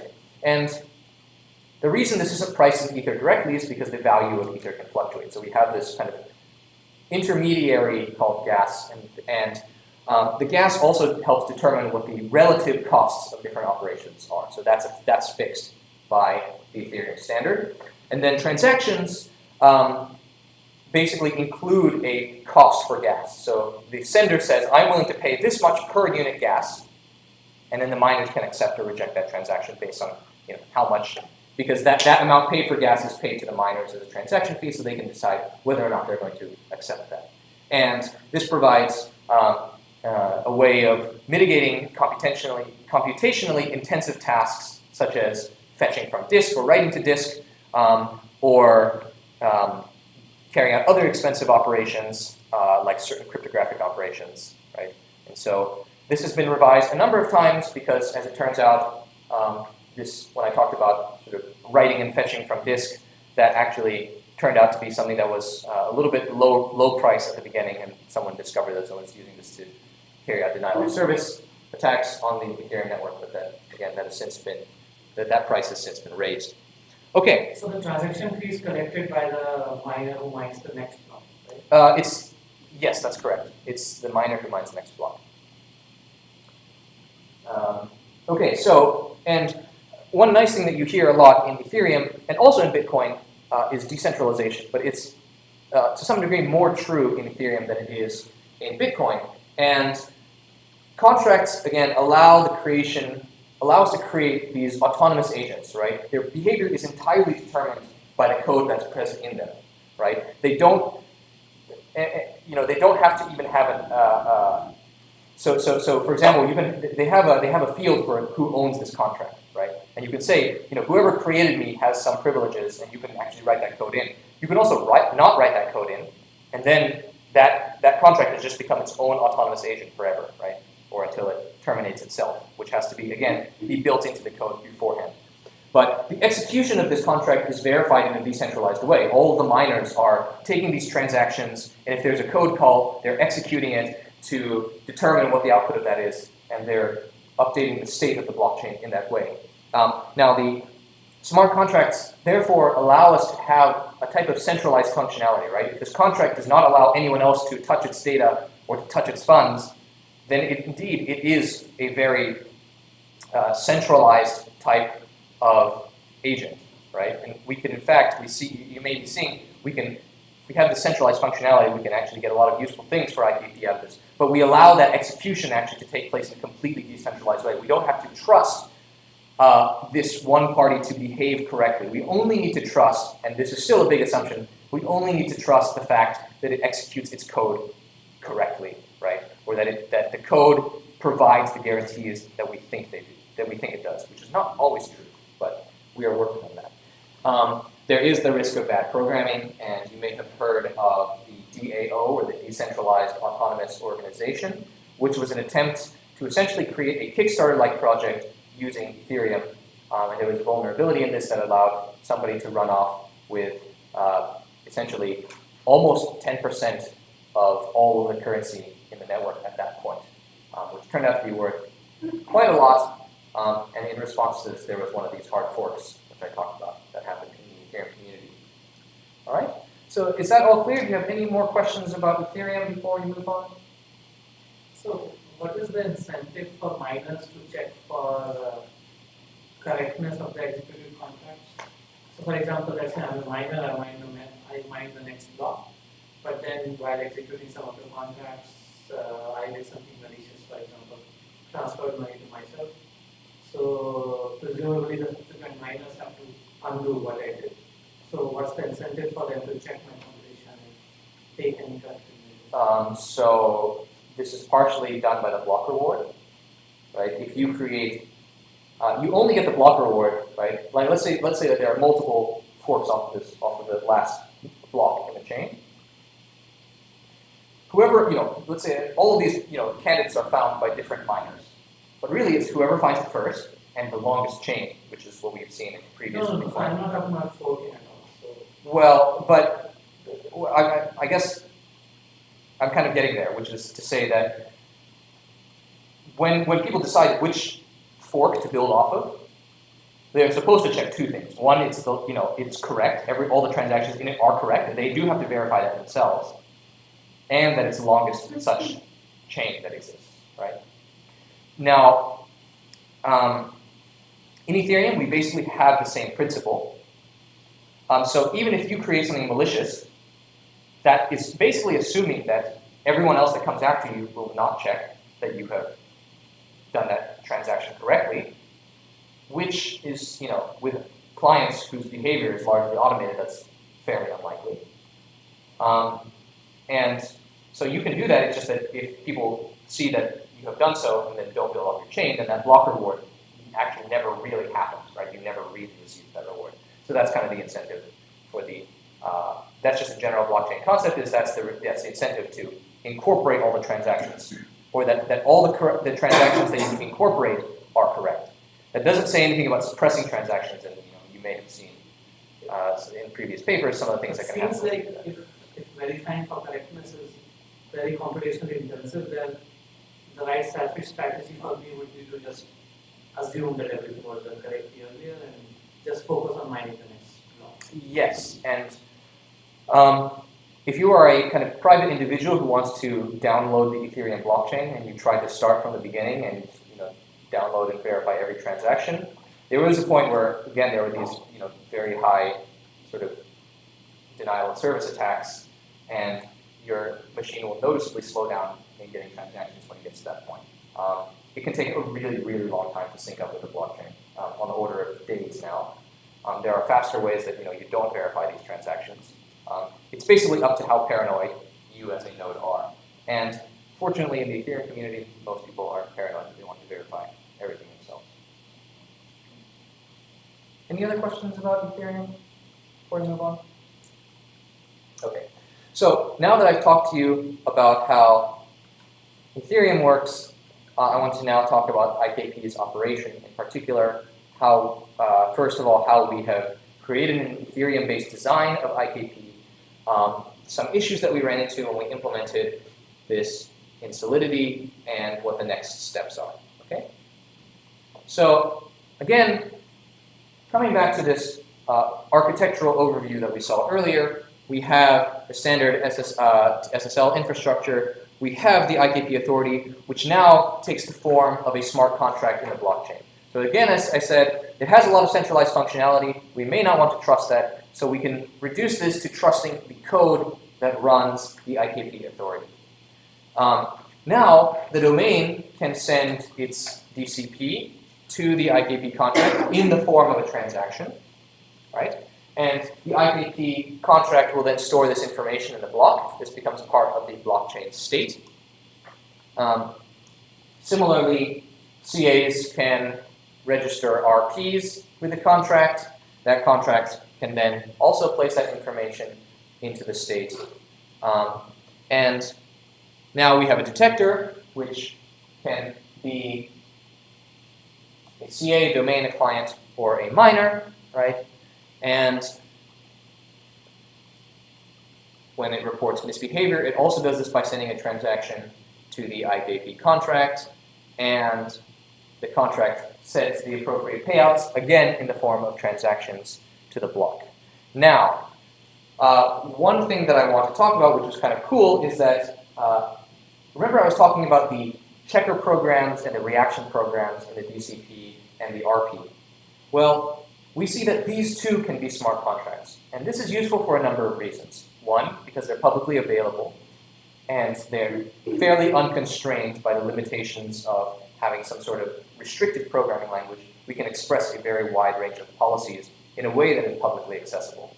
And two, we also, as I was saying earlier, you know how we tried to provide these templates to domains and to CAs for what these policies should look like, well, those templates can simply take the form of a smart contract, which can generate new contracts in and of itself, right? So for example, we may say that, here is a template policy which allows you to specify a set of approved CAs, and then if a certificate is signed by a CA on that approved list, then we say that it's authorized, right? And that can all be generated kind of procedurally if we create our contracts in the right way, okay?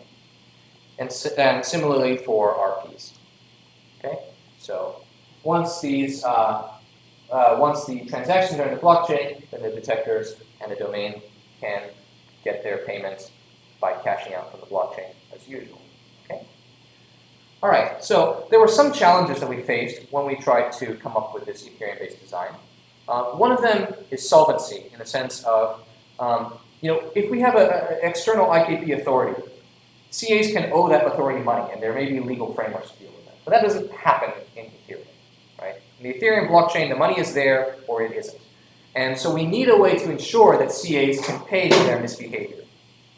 The other problem, though, is that remember how I said that the CAs need to set aside some money in order to ensure that the amount of funds is available to pay out RPs?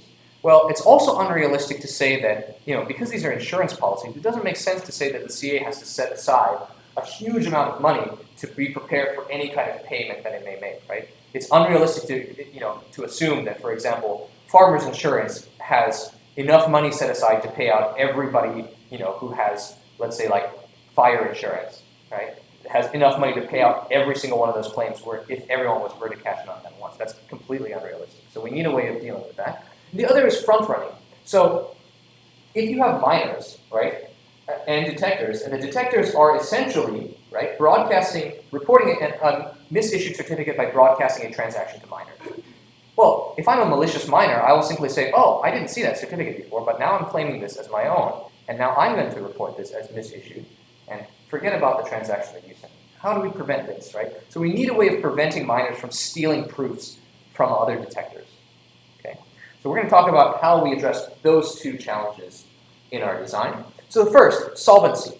We have CAs maintain a balance with the IKP authority, right? And the way that we do this is that we essentially create a bank account-like function in the IKP authority. We have CAs put money into that account, and they have to maintain a certain minimum balance in that account. And that balance is equivalent to being able to pay out the maximum individual RP that it currently has outstanding, right? And it's only a single one, right? For the following reason. Because let's suppose that one of these certificates is misissued, and the highest value, so essentially the domain with the highest affected domain payout is cashing in on that. Well, it needs to be able to cash in and get that money, so that, of course, needs to be there at a minimum. And then it also needs to have enough to pay out the termination payouts of all of its remaining domains, with the rationale that at that point, all of the other domains could cash out, right? And then, in that case, then the CA's balance goes back to zero, right? But that basically says that for any one instance of misbehavior, we can ensure that we can pay out everybody who needs to be paid out. Now, if there is simultaneous misbehavior, in other words, if a CA issues thousands of bad certificates and everybody who had a bad certificate issued for it tries to cash in on that, we may run out of money. That is something that we have to deal with as part of trying to keep keep it economically feasible. However, in that case, that kind of incident is likely to be detected at a much larger scale. In other words, by browsers who can then take further action. Right? Then we can pursue legal action if a CA has misissued thousands and thousands of certificates. Right? So we have the existing legal system as a fallback, but we provide a pretty robust economic framework within Ethereum to allow for the payments. Okay? Now, CAs and domains also pay a registration fee, which is used to cover some amount of payouts if there's extreme misbehavior, as I described, and it doesn't have enough. It basically provides a little bit of an insurance policy to actually provide that payment. But besides that, the IKP authority does not spend that money in any way. So it's just kind of a pooled insurance used to cover those kinds cover those kinds of events, right?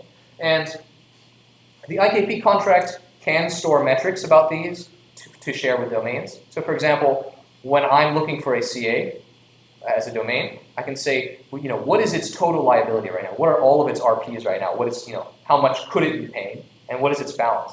If it has a very large balance relative to its total liability, I might conclude that this CA seems to be on pretty solid footing, right?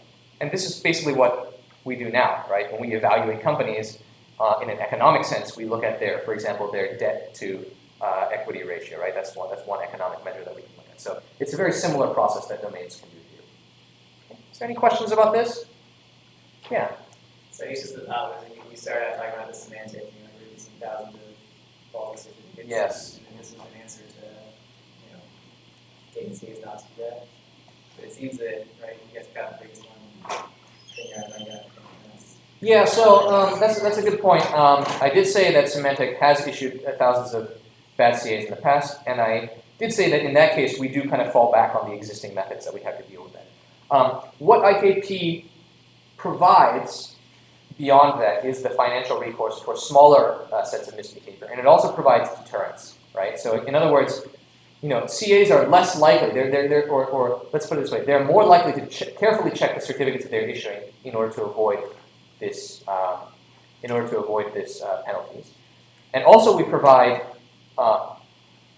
nice payoffs for CAs that do deploy IKP because they can say to their clients, look, we are providing insurance to everybody, so you can bet that we're going to be careful about what we do. Is that clear? Are there any other questions before I move on? Okay, excellent. We also have this Ethereum-based front running, which is how we prevent that is to use a commit open protocol. So essentially the way that this works is that when the detector wants to report a misissued certificate, instead of an actual report, it creates a pre-report, which is essentially the hash of the offending certificate along with a secret value only known to the detector. And then it waits a certain number of blocks, and then it reveals both the secret and the certificate, right? And the reason for this is that this is actually a technique that we borrowed from Namecoin, but what this allows us to do is it basically prevents miners from seeing what certificate is being reported. And then by the time that they see what that reported certificate is, they themselves cannot try to steal it because they would have to basically suppress that transaction for a certain number of blocks, right? And that is, the longer that set of blocks is, that's unlikely to happen, okay? So the IKP contract, once it receives the full report, it checks based on the pre-report if the secret and the certificate hashes to the pre-report value. It looks for the reporting fee that we charge detectors to avoid spuriously reporting certificates. It also checks the name of the certificate and the validity of the certificate. In other words, we want to make sure that this is indeed for the right policy, right, for the right domain, and we also want to make sure that the certificate is still valid, right? If the certificate is expired, if the certificate has been expired for 5 years and violates the policy, it doesn't really count as a misissued certificate. And it also checks the domain's DCP to make sure that this certificate indeed is misissued. Based on that, we can avoid front running, and then we can ensure that the contract, right, as I said, the contract has all of this information that it needs to carry out this information. The payout information is simply an Ethereum address, so it can send the payouts automatically. So all of the information is there for the Ethereum contract to operate as it does. Okay, so are there any questions? Pre-report also presumably has to have your identity, right? Because otherwise what prevents a miner from copying the pre-report first and then the report and claiming the report? Right, so, yeah, so could you hash your identity into that to prevent that attack? You certainly could. We didn't actually do that in ours. That is certainly possible, although the transactions are already signed anyways. However, you're right that a miner could attempt to steal those. However, in that case, the detector is going to see that its transaction never made it to the blockchain. And in that case, it would just simply not open its commitment. And after some time, these commitments expire and they're removed from the cache, right? So that process is visible, and that also provides the detector an opportunity to see that its pre-report has been stolen. Right? Okay, so now I'm going to talk about the implementation of IKP in Solidity. So we implemented a prototype in Solidity. There are some limitations to this prototype. We can only handle certificates with SHA-256 hashing and RSA signatures, which is a considerable chunk of the certificates that exist today. There have been a lot of certificates that have moved on to ECDSA signatures, Google, for example, which provides a smaller public keys. We haven't actually implemented in our prototype ways of handling that, although it will be easier than what we have in RSA because, in particular, so currently Ethereum does not allow RSA signature verification. And so what we had to do is we essentially had to modify the JavaScript-based Ethereum virtual machine to basically approximate the use of RSA verification and to estimate the cost of how much that would be. And the way that we did that was by relying on benchmark data for approximately how computationally intensive this operation is relative to other operations for which we have a known gas cost. Okay. Now, the main takeaway from this table, with all we have a set of how much a lot of different operations cost. The main takeaway is that these operations are fairly cheap. Now, every time I say this, I always feel bad because every time I've given this talk, the price of Ethereum has gone up and up and up. And so it used to be that these were all fractions of cents. Now that is no longer true, but it's still relatively cheap because the gas cost does somewhat change in response to changing Ether prices. But that is something to note, is that the price of Ether has gone up significantly. But these operational costs are a small fraction of certificate costs, right? And so when we consider the incentives, I mean, if you're considering incentives of on the order of thousands of dollars, this is literally pennies, right? So we don't really factor this into the incentives because it's a fairly small overhead on our operational costs. Okay. Is there any questions about the implementation or on the costs of different operations? Okay. In that case, what I'm going to do is spend a few minutes just quickly going over some interesting challenges that we ran into when we were implementing this. Now, this is going to show you some Solidity code. Please don't worry if you don't understand all of it. It's just a way of showing you some of the challenges that we encountered. So just to give you a background on how these certificates are structured, on how certificates in the TLS ecosystem are structured, it relies on a standard called X509. And that basically provides a whole suite of information that is associated with a domain and with its public key. And all of this is encoded in a type length value or TLV form, right? And there's a notation called ASN1, which is another standard which describes how this is serialized into bytes, and that's something that you can look up if you'd like. But a large amount of parsing these bytes to get the right information out was required. And because Ethereum is because Solidity is still somewhat limited in the features that it provides, or the primitives that it provides, like libraries and so forth, we had to do a lot of sort of random parsing of bytes in order to get our implementation to work.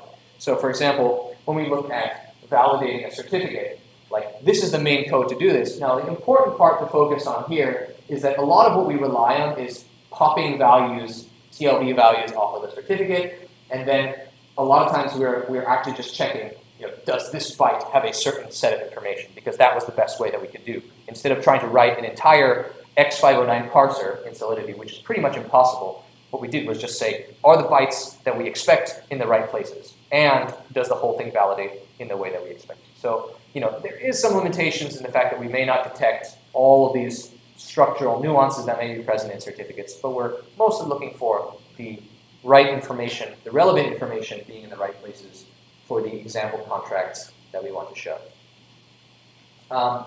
There's a fun thing that, essentially, again, another example is in order to get the name, the domain name that's associated with the certificate, we just look for the set of bytes that are in the common name. We pop, the appropriate TLVs off, and we know, sort of in this part of the certificate where those bytes are going to be, and then we say, okay, how many of these bytes do we have to pop off to get the name, and that's what our domain name is. Okay. And just as another little bonus, there was actually one really interesting thing, which is that the way that dates are formatted in certificates are not Unix dates. They're not Unix timestamps. They are just, a lot of times, they're just the date kind of written in a hybridized form of ASCII and raw bytes. So there actually was somebody that took the time to take this UTC time, like a byte vector of UTC time that represents UTC time, and to try to convert that into a Unix timestamp so that we could actually carry out the validity, because the time in the blockchain is represented as Unix time. So that was kind of an annoying thing that we had to do. Like, we had to actually just kind of extract all of these bytes and then use a sort of way of converting a sort of a year, month, day, hour, minute, second to a Unix timestamp, which was like, in most other languages you wouldn't dream of doing something like this, but in Solidity, it's still kind of the Wild West out there in terms of primitives, and so we need to provide those functionalities. Okay. Is there any questions about that so far? Okay. So, what are the next steps? That kind of concludes the part of where I describe, sort of how IKP is implemented in Ethereum. Well, what kind of things can we do? Well, there's a lot of other incentive structures that we could look at. There is a whole field that examines this mechanism design and game theory, where we can look at, do these incentives make sense? Are there other payout structures that we can analyze? What is a good framework for trying to determine if these hold? Are there more complicated structures, right? Because again, as I told you, we looked at a very simple set of decisions. Are people going to deploy IKP or not? Are they going to misbehave? Are people going to report or not? And it is, it is a non-trivial number of decisions that we have to trace through, and doing the proofs was non-trivial, but the number of cases that we had to look at was quite small. But are there more complicated designs that we can come up with? Another thing is that we can design more sophisticated domain certificate policies or reaction policies. In particular, one thing you may have noticed is that when I talked about the payout amounts, I always gave you a dollar amount. But the truth is that they're given in Ether, and as we've seen, the value of Ether can fluctuate quite considerably. And so the question is, well, how can we ensure that we're actually providing a stable amount of real-world value? And one way we can do this is to use a system called Town Crier, which provides external authenticated data to the Ethereum blockchain.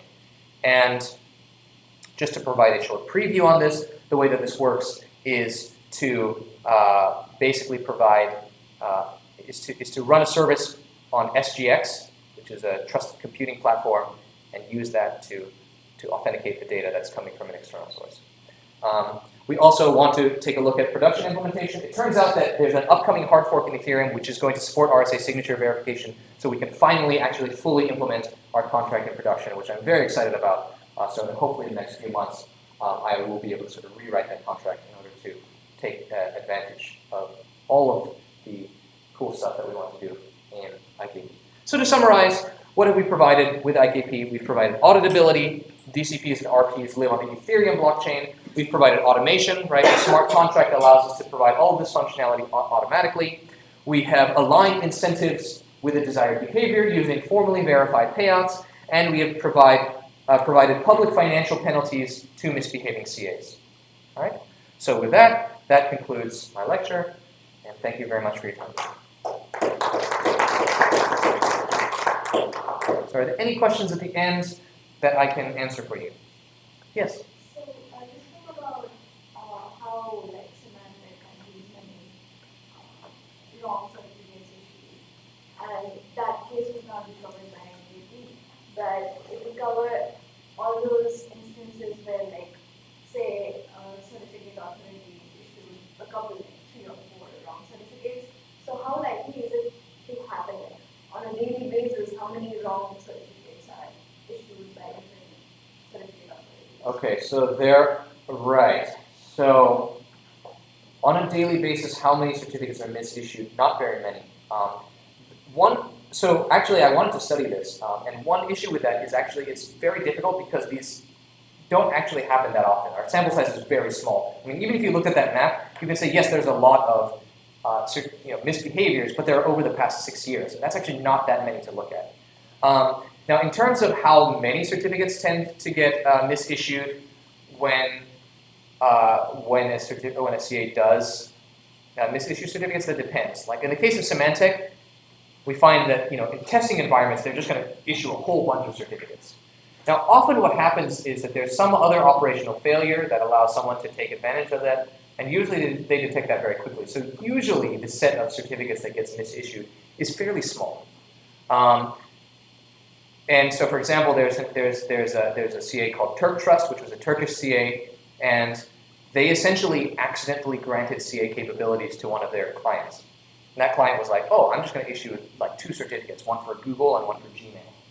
Well, that's often what we see happen. A lot of people try to, Gmail and Facebook are kind of very commonly intercepted certificates.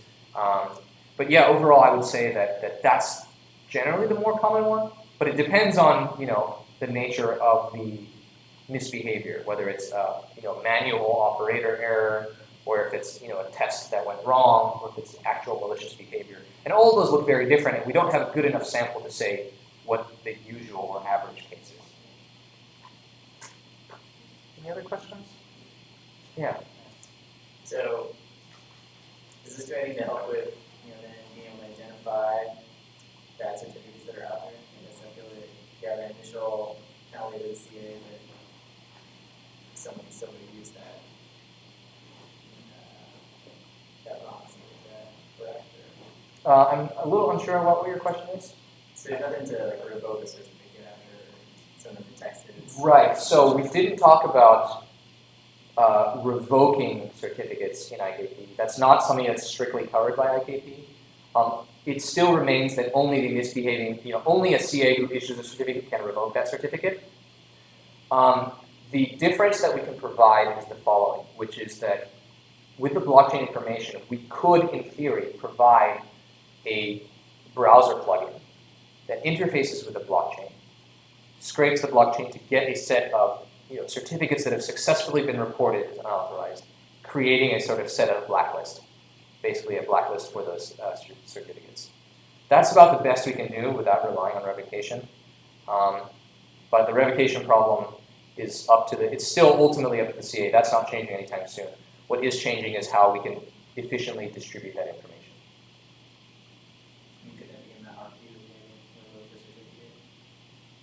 Oh, yeah, so that's an interesting question. I unfortunately am not, so yes, I think it is possible to do that, except that the mechanics of it are a little tough. So you can basically beforehand prepare a signed statement that says, I revoke this certificate. And you can have it somehow be triggered to release when when misbehavior is detected. The only problem with that is that you cannot store private data on the blockchain, right? So you would have to, if you wanted to make that automatic, you would have to do that externally, because otherwise you have to put that information publicly in the blockchain, and as soon as that information is public, the certificate is considered revoked. So you need to do some extra, crypto legwork to prevent that from happening. But again, it's limited by the fact that you cannot store secret data on the blockchain. Any other questions? All right, if you have any questions, I'll hang around for a few minutes. I have to take off very soon. But thanks for staying. I'm sorry for keeping you guys a little over. But let me know. Please, again, put your feedback forms over there. If you have questions, drop it in the box or just come talk to me. And you can always email me. You can even email me anonymously if you'd like. I'm perfectly happy with that. I'm always happy to answer questions on PKI. So yeah, again, thanks guys.